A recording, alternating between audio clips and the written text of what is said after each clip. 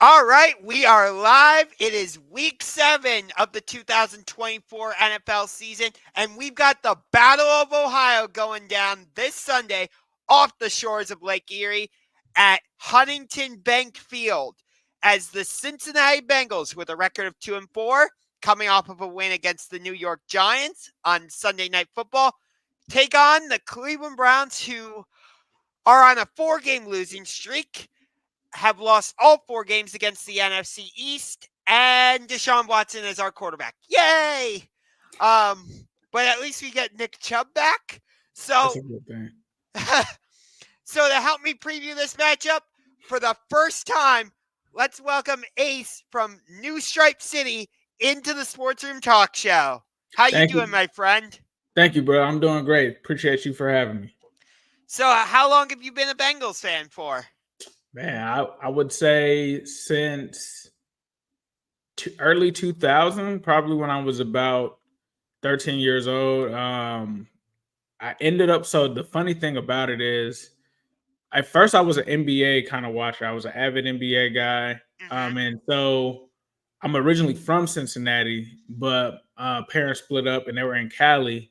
And I'm not knowing the history, right? So over there, a lot of people were watching the 49ers and Steve Young, T.O. That stuff was kind of going off over there. And at that point, I was just a lover of specific football players. So, like Steve Young, liked Randy Moss, liked Barry Sanders. It was just kind of brewing. I didn't know exactly who I was going to like, right? Yeah. Parents get back together. We move back to Cincinnati. I actually understand what's going on with football now. Like, I hear people that are like, oh, I was a fan when I was 5. And I was like, there's no way you knew what was going on in football at 5 years old. But once I got there, the funny part is the Bengals were losing. They were terrible. So, they were losing most of their games. And then I kind of witnessed them go from this team that lost games. When Marvin Lewis came in, they started to win. They turned things around. I remember celebrating 8-8 like it was a Super Bowl. So I stuck with them when they were in the dire parts of Cincinnati, then watched them grow into this contender. And then, of course, you see Ocho Cinco come in. That kind of wave was fun. And then I even remember sticking with them once I moved down to Florida, went to college. I was just a diehard. It made me commit even more because obviously when you live outside of the state, you can't just turn on the TV and watch the game. So I Right. would go to these bars and stuff like that, and there wouldn't be many Bengals fans. So whenever I found a Bengals fan, it was like kind of a connection that we shared and stuff like that. And then I remember just being a fan of like the draft. Watching the Bengals made me a fan of the draft because at those points they weren't doing good, right? So you started to have higher draft picks and stuff like that. You go through the Carson Palmer debacle and all of that. And I was one of the people that didn't like Carson Palmer before he requested a trade. So him requesting a trade or wanting to retire actually made me happy. So when he did that, I was actually happy about it. And then one of the guys that I really liked in the draft was AJ Green. They end up drafting him, and to just watch them have some minor success because they didn't win playoff games, right? But to watch them start to go back to the playoffs again was exciting to watch. And then you had your share of ups and downs. So then you have the Steelers game in the playoffs. That was like one of the worst nights of my life. I mean, there were a lot of bad nights during the Andy Dalton era for sure. And then they just now got Joe Burrow, Jamar Chase, and here we are. So for me, I wasn't a person that like majority. I would say a majority of the fans kind of came up in like the 80s when the Bengals were really good, or some of them came up during the Chad era, or some of them just now started with the Andy Dalton era. So I'm like, yeah, some of you guys have never seen started at the lowest of the lows. So that's how I became a Bengals fan, being from the city, and just sticking with them, bro. I never was a two-teamer, or I never had a desire to really watch other games with the same enjoyment. Like, I'll watch another big game, right? But it's not that I don't have a connection to it. It's mostly just a fantasy football kind of thing, or it's like, hey, this is a cool game that's on right now. So Yeah, I got that you. that's how I've kind of been when it comes to the Bengals. Nice. By the way, I do have, even though I'm a Browns fan, I do have a bit of Bengals memorabilia. I got that little mini Nice. pennant, Yep. and I got this little Bengals helmet right there. Oh, that's fire. Nice. But Browns have been pretty good against your Bengals For recently. sure. We're 6-2 against you. We whooped you in our home opener last year, Yeah. but I look at it right now and I should feel good about this game, right? Mm-hmm. Because of our recent history against you and the Mm-hmm. fact that we're getting Nick Chubb back. But Mm-hmm. then I think about the fact that we've lost 4 straight games. We have not scored 20 points yet in a game this season. Right. And our offense just looks inept. So I'm like, why should I have confidence that the Browns can actually do this? You know, like you're 2 and Mm-hmm. 4. Your offense has been a little bit hit and miss. Do you Mm-hmm. think that's like because of something with Zach Taylor? Is it something with Joe Burrow? Is it because of the Jamar Chase contract? Like, Yeah, I would probably say this stuff this offseason has been tied to a lot of a mix of both. I would probably say it's definitely the contract stuff hasn't helped guys, especially when you have success of winning the division, going to the AFC Championship, going to a Super Bowl. You expect a lot of those players that contributed to that to be repaid or extended or to be treated like they're a cornerstone of the franchise. So, you moved on from Jesse Bates. That was the big first domino to move. Then you moved on from DJ Reader last year, and like even guys in the locker room are seeing like, hey, these are some of these staple guys that the Bengals are not extending, and they're not giving them respectable offers or respectable deals. They're not treating them as a priority. Now that's moved on to T. Higgins, right? So it's like now T. Higgins is a guy that they're not prioritizing, and then when it's time for you to sign Jamar Chase, it's like, all right, why aren't you giving Jamar Chase exactly what he wants? It's literally Jamar Chase. He's literally one of the guys really responsible for the Super Bowl run. He's Joe Burrow's best friend. So that has kind of created some weird relationships in the locker room where guys aren't, coming to practice because they don't have the extension that they want. You talk about T. Higgins, right? Like with him not having anything guaranteed after this year, if a guy has a hamstring issue or something like that, they're just not going to put themselves at risk because rightfully they're protecting themselves. When it comes to Jamar Chase, he didn't have his situation done, so he ended up holding out of camp, right? So what you get is a mix of guys having bad feelings with the front office, not necessarily their teammates, not necessarily their coaching staff, but they kind of have to do what's best for them because the Bengals front office just isn't stepping up. So that contributed to Jamar Chase literally not playing any of the offseason, nothing in the preseason. It just literally was him starting to strap up and go on the field week 1, right? T. Higgins against gets the hurt. Patriots, yeah. Yeah, T. Higgins, I give him credit. He came to camp and did everything that he needed to do, but he ended up tweaking his hamstring right before week 1. So he ends up sitting out a couple of games. And what you get is, a lot of new guys and new positions, especially when you didn't keep DJ Reader. That defensive tackle room has gotten decimated since the offseason. So we're just now getting healthy in that department. So what you get is Sure. a defense that's just not as good as it used to be if you're talking about 2022, because obviously you had Burrow went down last year, and then you got Burrow coming back from an injury. So you kind of have a mix of things that the front office has done that have kind of contributed to the product that you're seeing out on the field.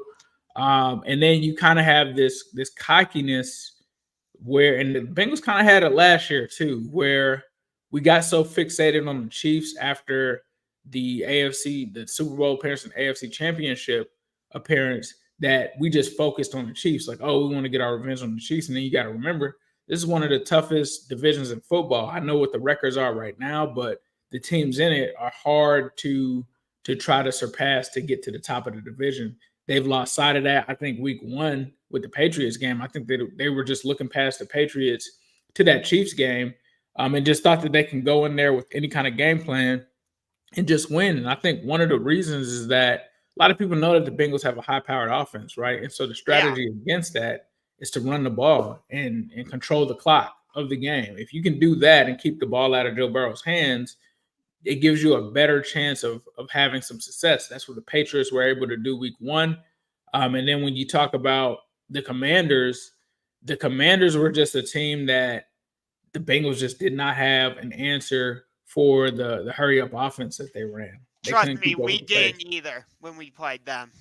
Yeah, like you know how to. Jaden Daniels is a good player, and the offense is better over there than you would expect it to be. Like you're not expecting a rookie to come in, not really make mistakes, not really be flustered, and then you don't have film on them, right? So you guys' defense is way better than ours, and I think you guys did a better job against them. But I mean, Jaden we Daniels. still gave up 34 points against Jaden Daniels, but I Yeah, guess. I did see the 50 cent completion percentage. So ours was like 91% completion percentage. Like he couldn't miss any passes against us. But yeah, you are right. They still did put up points, but I mean they're a top two offense in the NFL statistically when it comes to scoring right now. So makes Right. makes some sense, but yeah, it's been a mixed bag for the Bengals, and it's been weird because they have found ways to lose games, which kind of reminds me of the Marvin Lewis era a little bit. And I don't like to make excuses, but some of the situations that they've been in, it's just been that they have not tried to grab the game by the horns and try to actually like be aggressive and win it. It's been a lot of, hey, let's not lose these games. And then they make mistakes here, there. And the next thing you know, you're looking at 2-4. Does that feel like so? It feels like what you're saying is Mike Brown. I believe he's your owner, if I'm not mistaken. Yeah, Correct? Mike Brown's honor. Yep. It feels like, and I've heard this from a few other Bengals fans, so correct me if I'm wrong, but I get the sentiment that a lot of Bengals fans feel like he's a bit of a cheapskate when it comes to like signing the good players. Like you talked Mhm. about how T. Higgins hasn't gotten his new deal yet. Jamar Chase hasn't gotten his new deal yet. You let a couple of your key defensive players go. Mhm. People have been asking for renovations, with Paycor Stadium. And it feels like Mike Brown, the owner, is kind of reluctant to make those financial investments. And it also sounds like, from what you're saying, it sounds like you're kind of done with Zach Taylor a little bit, unless I'm Yeah. mistaken about that. I would say that Mike Brown hasn't adjusted to the new times. Like their way of trying to not commit to so much guaranteed money outside that I will say he will do it for the right people, right? So he did do it for Joe Burrow. That's something that they've never really committed in terms of guaranteed money. But I think that he's worried about continuing to do that with the T. Higgins, with Jamar Chase. To me, that's just today's NFL. Like you're gonna have to guarantee, the first 2-3 years of a contract, no matter like that's just how we do business now Oh, in trust me, we know 2024. about guaranteed contracts here in Cleveland. Trust me.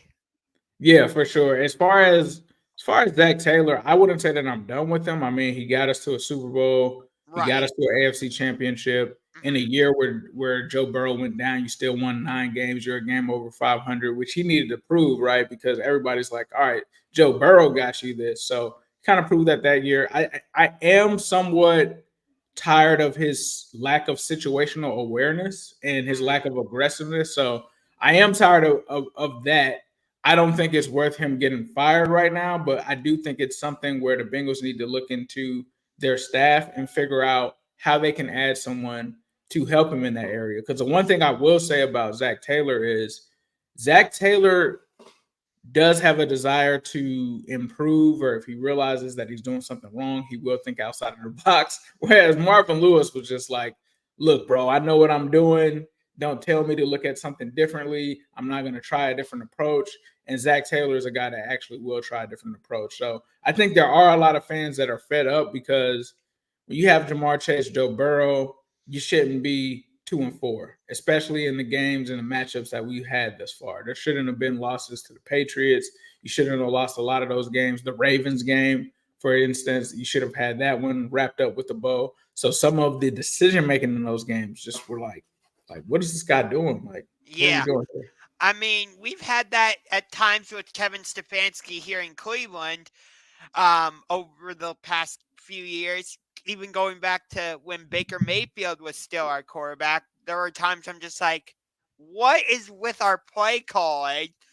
Um, and like this season, Kevin Stefanski has been our play caller, and I just look at our offense and I'm like, what are we doing? Like, Is he the issue though? Because I don't feel like he is. I mean, he's a guy that's won the head coach coach of the year twice. twice. Yep. The one thing that I always said about Stefanski though was when you guys got Watson, it's like, all right, can Stefanski prove that he can run a pass first offense? We know that he can run a run first offense, but can he establish and successfully execute a pass first offense? I never saw that on his resume before, so I kind of wondered. But is it real? Is it his fault? I'm not solely blown. Excuse me. I'm not solely blaming Kevin Stefanski in this whole mess. Mm, Um, Obviously, a lot of the blame has to go to Deshaun Watson for obvious reasons. yeah. Um, but I don't think Kevin Stefanski can just get an easy break out of this, like, because he's the one calling the plays. Even though we brought in Ken Dorsey to be our new offensive coordinator, replacing Alex Van Pelt, who we got from your staff originally, I believe. Hugh Jackson too. Yeah. Oh God. I try to forget that he was our head coach. 0-16 with him. No thanks. That was bad. Yeah, But when he told you guys to bathe in Lake Erie, I was like, "Oh wow, that's what we're doing." yeah. Um, and we had a whole parade for 0-16. It was That's bad. crazy. Yeah. Um, but we traded Amari Cooper to the Buffalo Bills. Mhm. Um, so I have no idea what our offense is going to look like this week Do you think the Amari Cooper thing was because I heard, a lot of the talk this offseason was, oh, he's going to be possibly traded to the 49ers for you guys to get IU. Do you think that the issues with him kind of started there? Because I saw that he shared something on like his Instagram or something where he kind of was like, I don't know. And it seems like he wasn't locked in thus far this season. I would definitely say, like, the fact that we were willing to trade him to San Francisco for Brandon Ayuk, I would definitely say that was part of the problem. Mm-hmm. Um, and you could just tell, like, the offense just for whatever reason isn't working. Deshaun Watson's getting sacked usually 5 or 6 times a game. Our offensive line has basically been like, one of those turnstiles at an Yeah. amusement park where, defensive linemen can just get after Deshaun Watson whenever they want. Yeah, we know a little bit about that. um, but it's just like the main reason I'm going to the game on Sunday is because I want to see the return of Nick Chubb and see how much that'll help our offense. Um, do I think he'll make an impact? Yes. I'm not sure that impact will be felt necessarily in this game, though, because Yeah, because do you think they're just going to give him 25, 30 carries off the jump, or don't you think that they're going to kind of ease him along? I would think they're going to ease him in. Yeah. Um, So that's why I think like later in the season, maybe when we play the second time on Thursday Night Football in Cincinnati, he'll be more effective then. But because he's Hmm. just coming back from one of the horrific leg injury last season against Pittsburgh on Monday Night Football, Yeah. it's going to take him a little bit of time to get back. But you know, like our defense, it's been good, but the offense just continues to hang them out to dry so often. And I'm just like, if we can just look like a competent offense, we might be able to actually put it together. And yeah, we lost 2016, and it looks like it was a close game on paper, but the only reason we got even to 16 is because of that blocked field goal by Myles Garrett that was returned for a touchdown. Yep, I saw that. Really, Philadelphia should have blown us out of the water. They were favored by 9.5 against us. So the fact that we were able to cover and even make that a close game. That was impressive. That it's either that there's a lot of issues in Philadelphia that we don't know about, or the Browns are a good team and they're keeping things close despite Deshaun Watson's deficiencies. Yes. But this is your second division game, our first of the season. It feels weird that we're playing our first divisional game in week 7. But we actually do have a couple questions in here. Grandizer says, which 3 Bengals rookies have impressed you the most, if any? Man, I would say number one has to be Eric Hall, tight end that was out of Iowa, played a little bit at Michigan, was coming off of an injury, so that's why he was as low in the draft as he was. Man, he stepped in and honestly on the low been tight end 1, which I didn't expect that to kind of happen. Him to start over Gesicki, get more snaps. He's been very impressive because I expected Eric All to be okay. I did not expect him to step in and be a starter from a snaps percentage wise. So I would say him. I would say the second one would be Amarius Mims.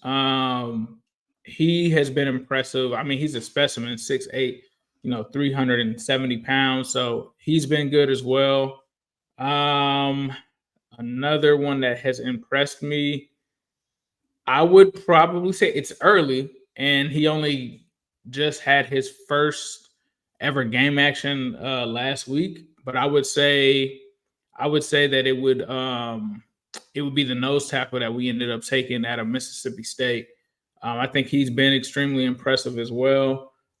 We didn't have him for a majority of the season to start the preseason or any of that. Like I said, he just got back. But McKinley Jackson is a guy that has been impressive to me as well. Isn't your running back, Chase Brown, isn't he a rookie also? No, he's a sophomore. Chase Brown was a rookie last year. Okay, gotcha. As for this, which 3-player position matchups that you might be watching closely? Myles Garrett versus anybody. Myles Garrett versus anybody. Myles Garrett versus anybody. Yeah. Denzel Ward versus Jamar Chase is usually a good matchup to watch when they go against each other. So is Denzel Ward expected to play, or is it a 50-50 thing? As of right now, I think it's a 50-50 thing. So okay. So if Denzel doesn't play, who do you see being on Jamar? That's the thing. It could be McLeod. It might be MJ Emerson, or not MJ, Martin Emerson. But like going back to the Giants game, Martin Emerson was matched up with Malik Neighbors, and Malik Neighbors scored 2 touchdowns. So I'm like, I don't know if I want to do that. So I'm like, if Denzel Ward is out, I'm really not sure who we would put on Jamar, because usually Denzel Ward goes against the opposing team's best wide receiver. So if Denzel is not able to play, that gives Jamar Chase a much easier matchup. But then maybe you have to be Greg. You don't think they try Greg? Greg Newsome? They could. They might be able to get away with that. But then the question is, if you put Greg Newsome on Jamar Chase, who do you put on T. Higgins on the other side? That's where I thought you guys would put MJ Emerson, being that he's a bigger corner, on T. Higgins. That's what because I know you guys have put MJ on T in the past when T has been there. Yeah, I could see that.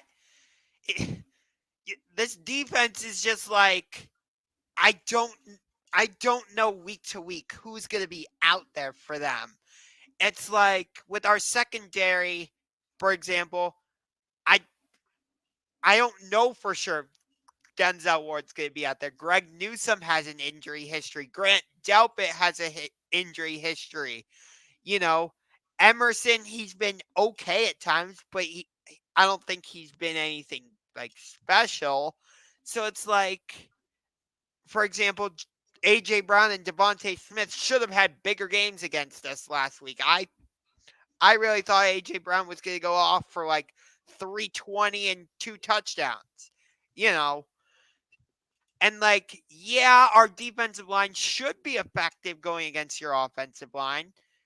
But at the same time, I'm like, Myles Garrett hasn't really been too effective this season. Zadarius Smith has been okay, but nothing great. And like Jeremiah Wusu-Koramoah is like the one shining spot, I would say, on our defense right now, if I'm being honest with you. Yep. Yeah, okay. He's a good player. Who's your third player position matchup? Because I kind of distracted you there with that one. You're fine. I want to see how your linebackers do against Nick Chubb now that he's coming back, because, I feel like we're going to be a bit of a more run-heavy team this week. Yep. So That would be a smart approach. So I want to see how specifically your linebackers adjust to that, because I feel like you guys so far have faced a lot of pass-first offenses, except for Baltimore, obviously. Patriots too. Patriots were running the ball as well. Okay. But like New York, they had to throw the ball. Washington was more of a throw-first team, and you know the story with Kansas City and Mahomes. So no surprise there. So it's like, with Nick Chubb, how many snaps is he going to get? And when he does get the football, how effective is he going to be? So him going against the linebackers is the matchup I'm watching. Yep. So I know I joked about Myles Garrett, but I also say, like you, Jamar Chase versus whoever he's on in the secondary or something that I'm going to be watching. And then I think on our side, I would probably say whoever Jerry Jeudy is on. I want to see like whether that's going to be Cam Taylor-Britt, whether that's going to be DJ Turner. That'll be another one that I'm looking at as well. Okay. I'm looking at our depth chart for this week. It has Batonio starting at left guard, Jedrick Wills back at left tackle, Posick at center, Zach Zinter at right guard, and Conklin at right tackle. Still listing Jerome Ford as our starter, so I'm not sure how that's going to work. But yeah, it seems like that might be a little outdated. That are they even showing Nick Chubb on the depth chart or no? No, actually. Yeah, it has I Ford. mean, you would know better than me though. You probably know better than whatever that website is on who's going to be in there. That was on the Browns website too, but I don't think that was the official depth. I don't think that was the official depth chart for this week. I think it was just the Browns depth chart for the season. I have to look on their yeah. Twitter. Sometimes they know other teams are trying to figure out who's starting and stuff, so they probably want to keep that close to the vest. Yeah. Because there's a big difference if, like you said, Jedrick Wills has been out and stuff, James Hudson and stuff. Exactly. And like that's a huge difference there. Exactly. Okay. So I have the practice participation report the Browns put out yesterday, about 20 hours ago. Has Nick Chubb as listed as full practice. Grant Delpit has a concussion, so he was limited in practice. Martin Emerson Jr. listed as full. Jerome Ford did not practice. Deontay Foreman, limited practice. Myles Garrett, limited practice. Ronnie Hickman did not practice. Jordan Hicks, limited practice. Nyheim Hines, full. Jerry Jeudy, full. David Njoku, full. Ethan Posick did not practice. Juan Thornhill, limited. Denzel Ward, limited. Jedrick Wills, limited. Gotcha. Yeah. So, um, there's that part, I guess. But honestly, I'm just like, now that we've traded Amari Cooper, I don't know who Deshaun Watson's going to throw to. Because, yeah, we have Jerry Jeudy. Yeah, we have Elijah Moore. But neither of them are a true number one. So I'm like, who are we going to throw the ball to? I, I don't know what to make of this offense now. I truly don't. Hmm. That's Yeah, why that's what I'm like. This is one of, not to pour salt on the wounds, but this is one of you guys' worst offenses in history, which is hard for me to fathom that. Like this is like worse than like a Charlie Fry led. I can't fathom how a team with this many good players, when you just read the names off, is there. But I mean, a lot of them haven't been healthy. I think, like you said, the offensive line hasn't been there. Jerry Jeudy has been doing some stuff. David Njoku's been bent and been banged up. So maybe it changes now that you're getting some of these guys back healthy. But I just can't fathom that, because I grew up watching Bengals and the Browns, so I'm familiar with you guys' history. My dad is actually a Browns fan from like back in the day. My dad was, loved Jim Brown, watched a lot of those Browns teams. I even remember when they brought the Browns back. I can't believe that this is like the worst offense that the Browns have had, which makes me tend to not believe that. I don't believe that this is how bad the Browns really have been thus far as the team that's showing up this Sunday. I'm not believing that. yeah. I mean, you guys are favored. Um, Which is crazy to me, because I was looking at that yesterday. I'm like, so you mean to tell me that the Bengals were less favored in a game against the New York Giants with Daniel Jones and no Malik Neighbors than the Cleveland Browns, who, like you said, have had their record regardless of what's going on? That doesn't make sense to me. Unless they know something is crazy in Cleveland's locker room, I just can't see how this isn't like a 1 or 2 point spread game. Like, I don't, the 6 and 5 point, I'm not understanding that. And I think yeah, that it's going to move the closer it gets to the game. It's got to move more you guys' way, because I just don't see it, bro. Like, we've won like what, 1 or 2 games against you guys in like the past 4 or 5 seasons. I just doesn't like make sense. yeah, like I said, I think we're 6-2 against you recently. Yep. Uh, and one of those games was at the end of last season when we started Jeff Driscoll at quarterback. Yep. I Oh, mean, we know about Jeff Driscoll. We started him against you guys before too. yeah, you have. Um, so it should be interesting. Um, I'm going to answer this question. Should the Browns try to trade off players of value? Lions need a pass rusher. That sounds Yeah, like, should the Browns trade off Myles Garrett? I don't know if you guys are at that point yet. yeah. I mean, it does. Miles Garrett is a partial owner of the Cavaliers, so I don't know if that's something they would do. But like, we just traded Amari Cooper, and as Grandizer said, the Detroit Lions do need a pass rusher because Aiden Hutchinson went down for the season. Um, so it wouldn't surprise me if the Lions called us to inquire about a Miles Garrett trade. I don't think we would do it, but it's like, you know, Amari Cooper's in a much better place now because he gets to play with Josh Allen and actually be with a winning team. I bet Miles Garrett is like, what the hell? All I've endured since I've been here basically is losing, except for 2020 and last year. Um, so if he were to get moved to Detroit, I don't think he would be disappointed about it. But we got another question to this. For prior to the 2024 season, what was your Bengals team prediction record? How has that changed now? I think I probably thought that they were going to win like 11, 12 games. I think now the max is probably at best 10, because they lost a lot of games that I didn't expect them to lose. I mean, the Bengals still have pretty favorable schedule just because they kind of got a cupcake schedule, but they've messed up so much. It's hard for me to say that. So I'm going to say max they get 10 wins.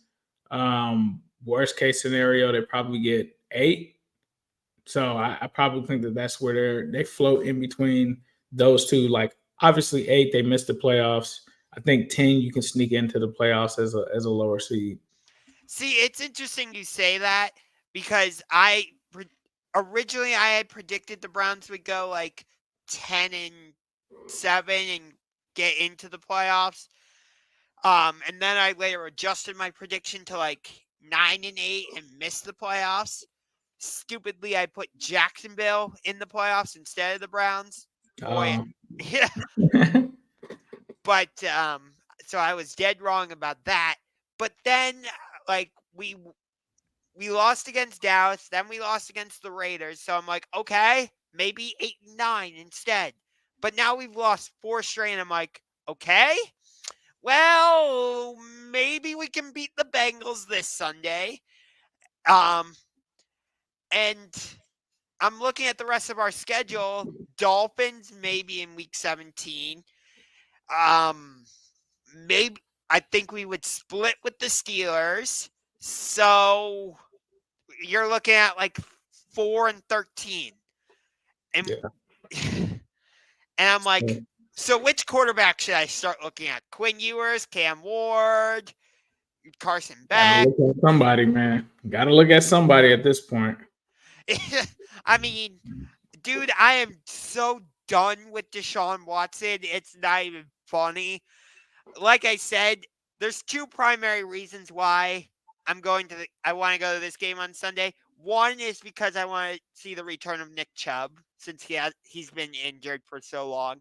And 2 is because once Deshaun Watson inevitably starts playing bad, and 2, once our offense shows our total ineptitude, I just want to start chanting, sell the team, because the Haslams have done a horrible job running this organization since they bought it. Like we had a good thing going back in 2014, for example, with Mike Penton and Kyle Shanahan as our head coach and offensive coordinator.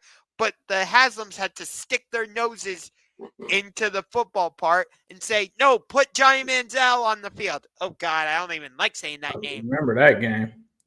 Yeah, that was against you guys, actually. Yep. And you shellacked us like 30-0 or something. And I'm like, oh.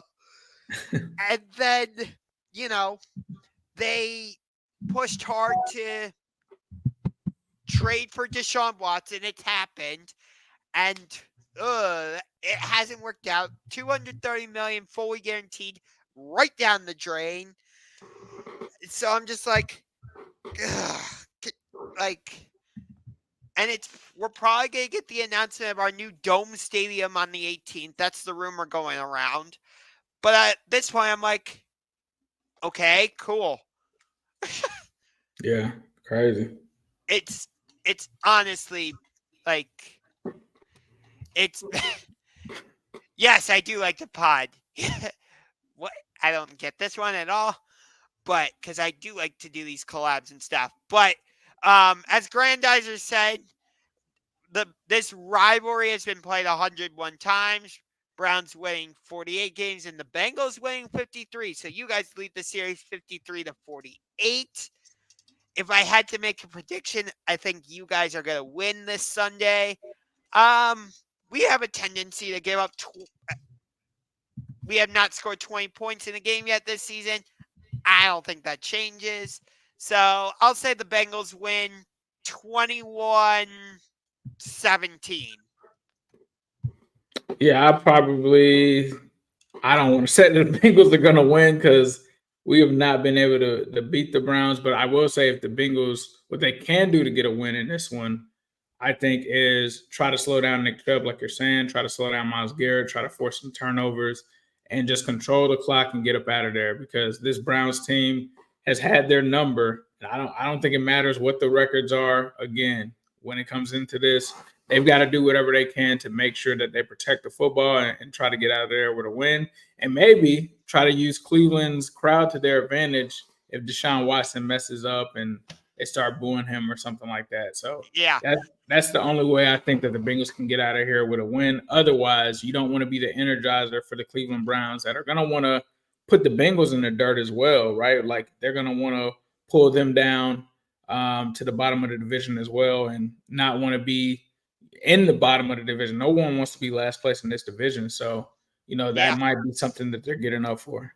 I do think the Browns will have extra motivation. One, because Nick Chubb is coming back, and two, this is their first home game following an 0-3 homestand, so they'll want to get home, get back in front of their home fans, and try and find their mojo again. In terms of player of the game for Cincinnati, I would go with Jamar Chase. And then for the Browns, I I don't want to put that type of pressure on Nick Chubb just yet to say he's going to be player of the game. So even though he hasn't had the greatest season so far, he was better with Joe Flacco as our starting quarterback. I'll still say David Njoku was our player of the game. Okay. No, I could see that. I definitely would probably agree with. I'm actually going to go with T. Higgins. I think T. Higgins hasn't had his first 100-yard game this season yet. I think he possibly gets it this weekend.